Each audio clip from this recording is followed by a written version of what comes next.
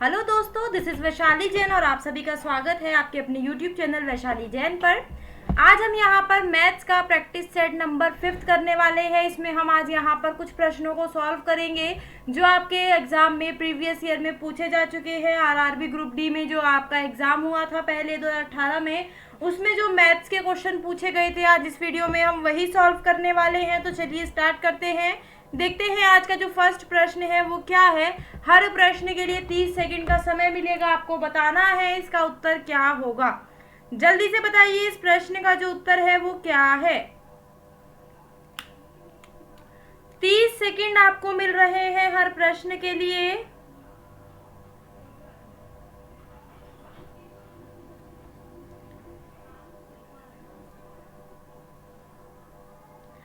Second बचे हैं मात्र। जल्दी से बताइए इस प्रश्न का जो उत्तर है क्या होगा। चलिए समय समाप्त हो चुका है। देखिए क्या प्रश्न दिया गया है। यदि a माइनस ए बटे ए बराबर 7 है तो a square plus A upon a square का मान क्या होगा। ठीक है, ये हमसे पूछा गया है। अब देखिए यदि a minus a minus 1 upon a अगर k हो तो अगर हमें a square plus 1 upon a square की वैल्यू निकालनी हो तो हम निकालते हैं के स्क्वायर प्लस 2।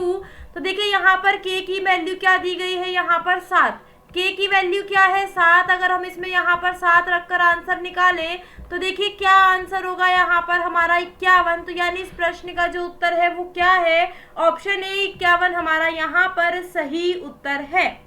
आगे चलते हैं नेक्स्ट प्रश्न। जल्दी से बताइए, 30 सेकंड शुरू हो चुके हैं आपके प्रश्न के लिए। कैसे सॉल्व करना है, परसेंटेज से इसको सॉल्व करना है प्रश्न को।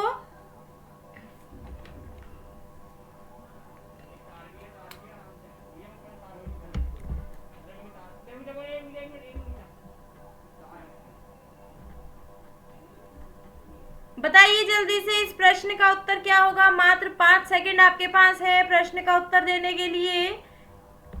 देखिए क्या प्रश्न है। प्रत्येक माह कृतिका अपनी आय का 30% घर के किराए पर और शेष का 60% घरेलू व्यय पर खर्च करती है। यदि वह प्रत्येक माह 6300 रुपए की बचत करती है तो उसकी कुल मासिक आय कितनी है। अब देखिए सपोज कीजिए उसकी जो मासिक आय है वो 100 रुपए है।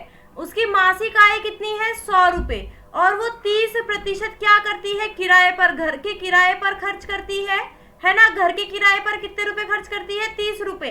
अब देखिए घरेलू व्यय पर खर्च यहाँ पर और शेष का 60%। अब कितना बचा, शेष कितना बचा 70 रुपए, है ना।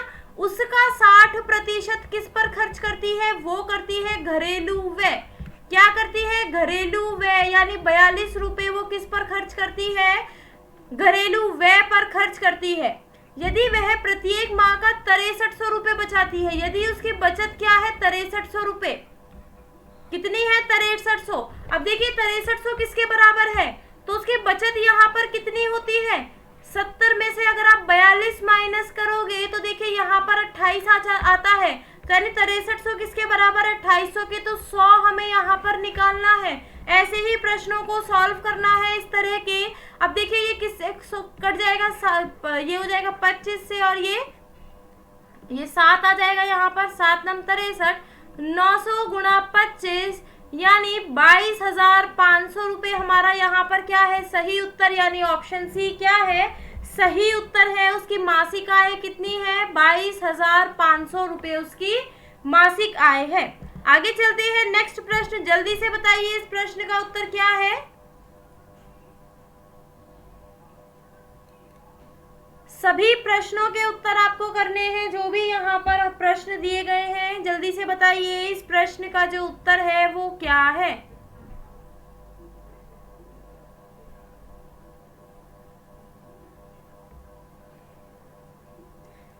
चलिए 5 सेकंड बचे हैं, जल्दी से बताइए। और समय समाप्त हो चुका है। देखिए प्रश्न क्या दिया गया है, दो संख्याओं का में से 11 है और उनका लैसे क्या है 330। यदि उनमें से एक संख्या 55 हो तो दूसरी संख्या क्या होगी। अब देखिए इस तरह के प्रश्नों को सॉल्व करने का फॉर्मूला क्या होता है, में से गुणा ले से। में से गुणा ले से क्या होता है, पहली संख्या और दूसरी संख्या का गुणा होता है में से गुणा ले से। अब देखिए मैं से क्या है 11 और ले से क्या है 330 और पहली संख्या क्या है 55, तो हमें यहाँ पर क्या निकालना है, दूसरी संख्या बतानी है। तो देखिए यहाँ पर इससे कट जाएगा और ये क्या हो जाएगा 66, तो दूसरी संख्या हमारी क्या आ गई 66, यानी ऑप्शन ए क्या है हमारा सही उत्तर है। ऑप्शन ए हमारा यहाँ पर क्या है सही उत्तर है। तो यहाँ पर जो दूसरी संख्या आई है वो कितनी आई है 66। आगे चलते हैं, जल्दी से बताइए इस प्रश्न का उत्तर क्या है।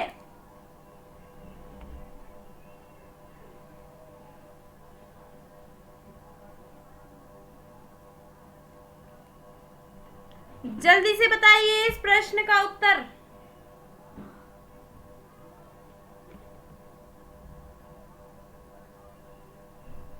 मात्र 5 सेकंड आपके पास हैं।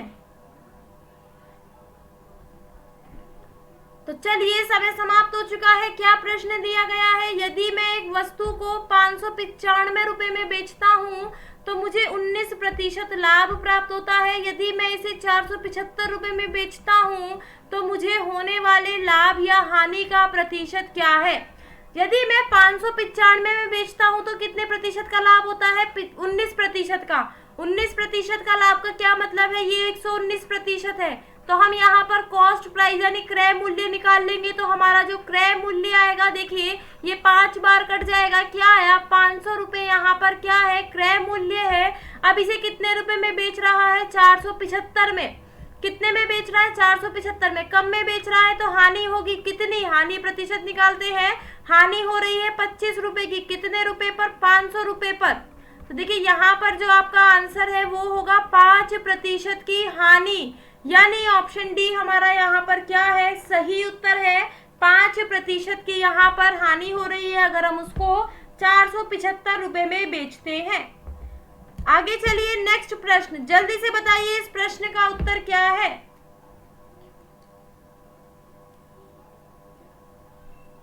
सभी को आंसर करना है यहाँ पर, जल्दी से बताइए इस प्रश्न का जो उत्तर है वो क्या है।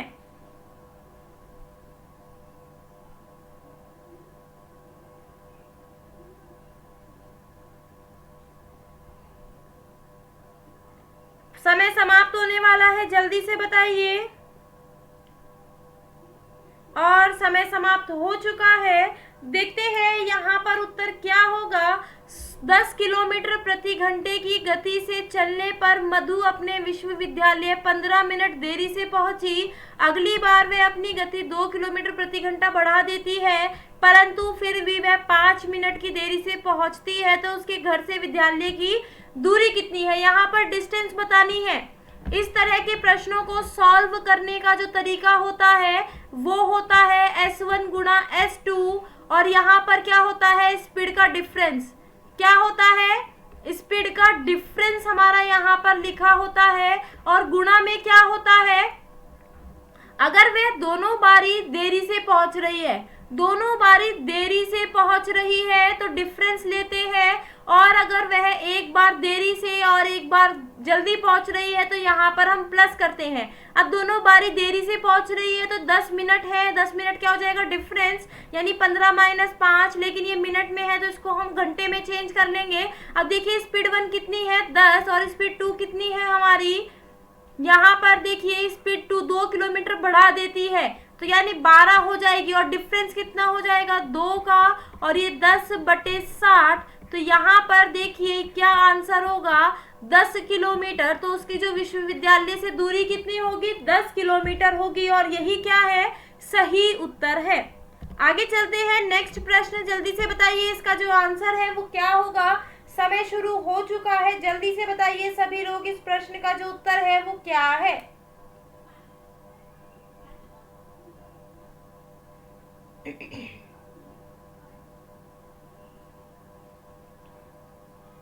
मात्र 10 सेकंड आपके पास है प्रश्न का उत्तर देने के लिए, खुद से सॉल्व करिए क्या उत्तर है।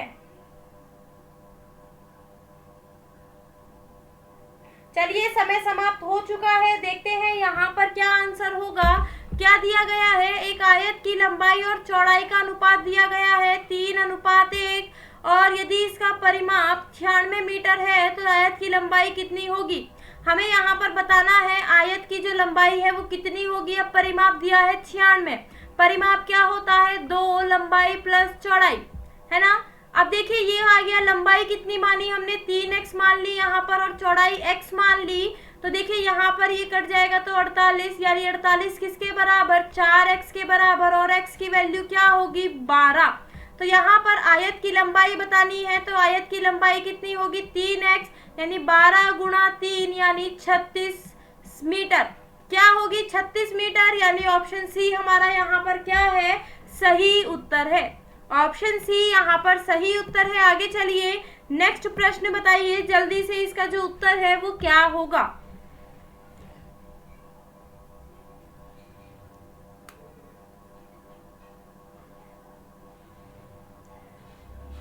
जल्दी से बताइए, 15 सेकंड बचे हैं, इसका आंसर क्या होगा।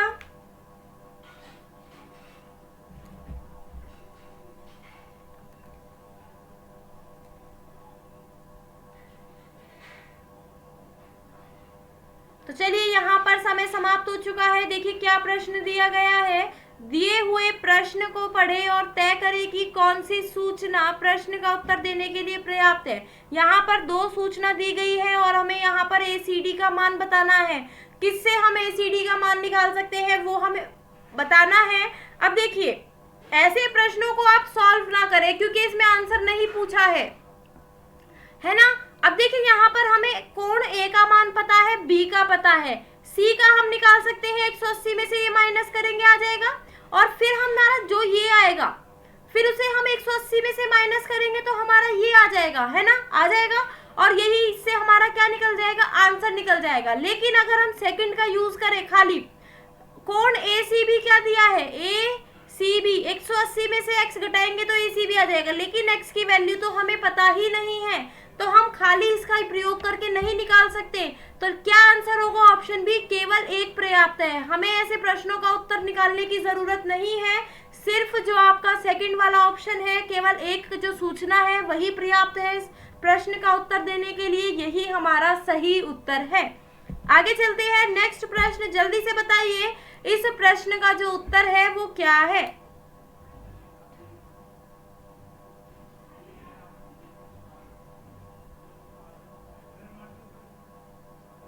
जल्दी से बताइए इस प्रश्न का उत्तर।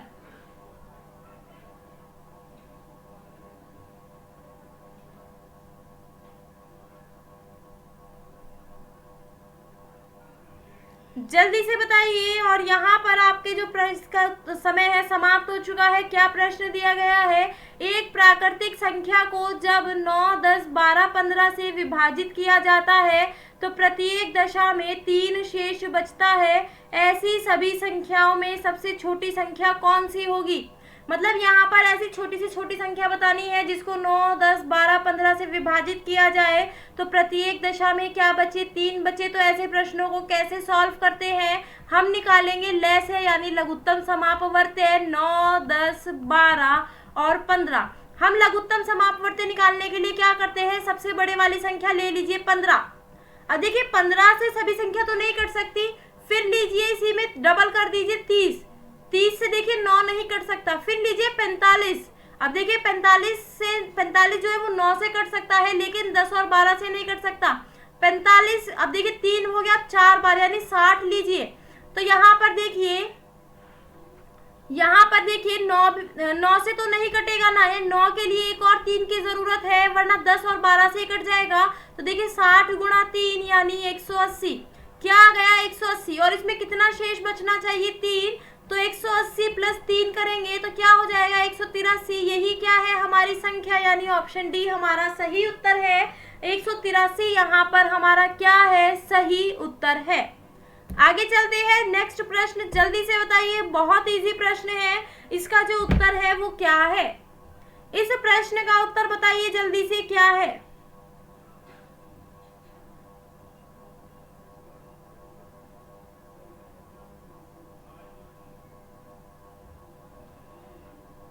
दस सेकंड बचे हैं।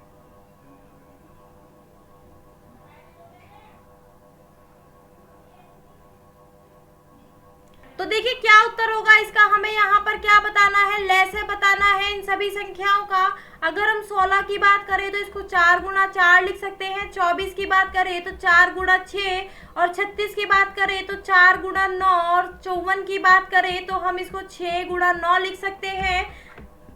तो अब देखिए यहाँ पर 4 गुणा 4, एक तो ये हो गया हमारा, 4 गुणा 4 तो होगा ही। अब ये वाला 4 हमारा इसमें क्या है, आ चुका है। अब देखिए इसका क्या बचा, इसका यहाँ पर देखिए हमारा 4 की दो, जो मतलब इसके 2 के अगर हम मल्टीपल देखें तो 2 इसमें 2 इसमें 4 आ चुके हैं। इसमें कितने हैं, 3 हैं 2 के मल्टीपल, तो एक किसका बचा, 3 का।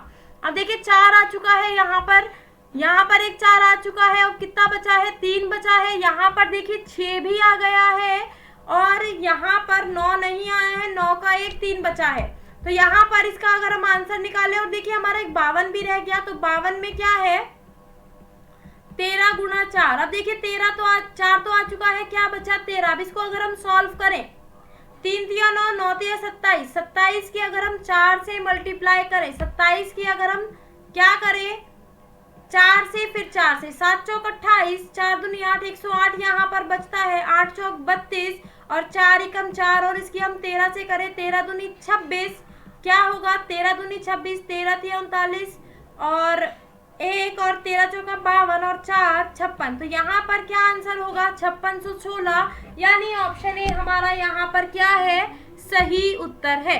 आगे चलते हैं, लास्ट प्रश्न, जल्दी से बताइए इस प्रश्न का उत्तर क्या होगा, जल्दी से बताइए इस प्रश्न का जो उत्तर है वो क्या होगा।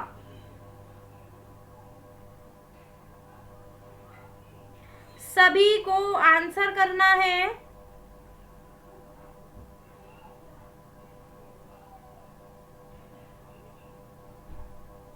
जल्दी से, मात्र 5 सेकंड बचे हैं। चलिए समय समाप्त हो चुका है। देखिए क्या प्रश्न हमारा यहाँ पर दिया गया है, क्या प्रश्न है, एक समांतर चतुर्भुज PQRS जिसकी भुजाओं की लंबाई क्या है, 8 सेंटीमीटर और 12 सेंटीमीटर है, में एक 10 सेंटीमीटर लंबा एक विकर्ण है, दूसरे विकर्ण की लंबाई यहाँ पर बतानी है। समांतर चतुर्भुज है, ठीक है, जिसकी चतुर्भुज की जो अंतर है वो समान होता है, समांतर चतुर्भुज का अंतर। अब देखिए उसमें क्या है, जिसकी भुजाओं की लंबाई क्या है, 8 सेंटीमीटर 12 सेंटीमीटर। ऐसे में कैसे निकालते हैं, D1 का स्क्वायर, यानी विकर्ण, एक विकर्ण का स्क्वायर प्लस दूसरे विकर्ण का स्क्वायर किसके बराबर होता है, एक भुजा के स्क्वायर प्लस दूसरी भुजा के स्क्वायर के बराबर, यानी D1 कितना है 10, यानी 10 का स्क्वायर 100 प्लस D2 का स्क्वायर बराबर 2a का स्क्वायर, यानी 8 का स्क्वायर 64 और 12 का स्क्वायर 144। तो देखिए यहाँ पर हम क्या करेंगे, dt, ये इसको हम क्या करेंगे, यहाँ पर अगर हम इसको सॉल्व करें, 144 प्लस 64 कितना होता है, देखिए 208, और 208 का डबल कितना होता है 408, और उसमें से 100 माइनस करेंगे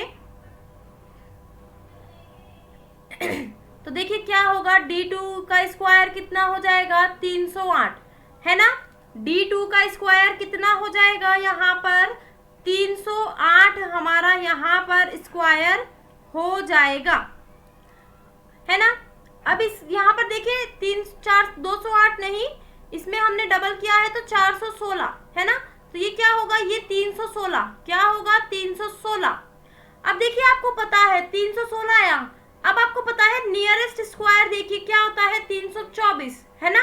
324 किसका होता है, 18 का स्क्वायर। तो इसका आंसर क्या होगा, 17 से कम, ना तो 17 होगा एग्जैक्ट, ना 18 होगा, 17 से कम और 18 से कम और 17 से ज्यादा, तो ना तो ये आंसर होगा ना ये होगा। अब देखिए 17.5 भी हो सकता है और 17.8 भी आपका क्या है, हो सकता है ना।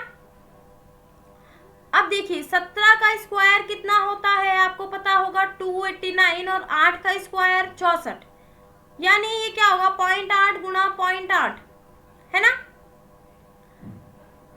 तो इसको तो हमें फिर स्क्वायर भी करके लिखना पड़ेगा, तो हम इसको ऐसे चेक नहीं कर सकते, तो डायरेक्ट इसका हम क्या करते हैं, स्क्वायर ही निकाल लेते हैं, है ना। तो यहाँ पर देखिए इसका स्क्वायर, अगर हम 17.5 का स्क्वायर निकाले, 17.5, है ना, इसका square a square plus b square plus 2ab, 289 plus 0.25, 17 दूनी कितना होता है 34, और उसकी 0.5 से आप मल्टीप्लाई करोगे तो यहाँ पर देखिए क्या आएगा आपका 17, है ना। आप इसमें 17 ऐड करोगे तो क्या होगा 306.25, 306.25, है ना। लेकिन यहाँ 316 है तो अप्रोक्स 10 का डिफरेंस, तो यहाँ पर आंसर होगा आपका 17.8 सेंटीमीटर, यानी ऑप्शन बी क्या है हमारा यहाँ पर सही उत्तर है। ऑप्शन बी यहाँ पर क्या है सही उत्तर है। आई होप आप सभी को ये जो प्रश्न है ये समझ में आए होंगे। आज के जो भी हमने प्रश्न यहाँ पर सॉल्व किए हैं, अगर आपको वीडियो पसंद आया है तो जल्दी से लाइक और शेयर जरूर कर दीजिएगा। चैनल को सब्सक्राइब करना बिल्कुल ना भूलिए, बेल आइकन पर प्रेस कर दीजिए ताकि वीडियो का नोटिफिकेशन आपको रेगुलर मिलता रहे। आई होप आपने और सारी वीडियोस भी जो अवेलेबल है आपने वो देख चुके होंगे। इससे पहले की जो प्रैक्टिस सेट है वो भी चेक कर लीजिएगा एक बार। Thank you so much, have a nice day, bye bye, take care.